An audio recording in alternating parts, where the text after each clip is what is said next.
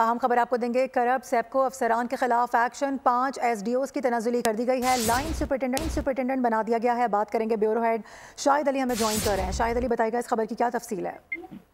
देखिए, सूरत हाल यह है कि महकमा सेप्को से बहुत दिनों से ये खबरें आ रही थी सामने कि इसमें करप्शन है, बदउनवान अफसरान है जो बिजली चोरी में जो है मुआवनत भी कर रहे हैं, मुलविस भी हैं। इस पर जो है महकमा सेप्को में जो है भरपूर कार्रवाई की गई है। ऑन ड्यूटी अफसरान के खिलाफ इस वक्त जो है वो कार्रवाई की गई है।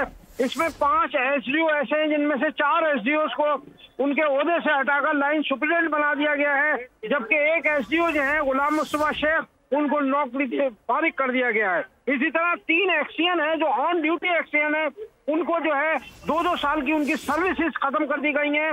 और ये चीफ कमर्शियल ऑफिसर हैं सेप्को के राजा अजीज, उन्होंने ये एक्शन लिया है।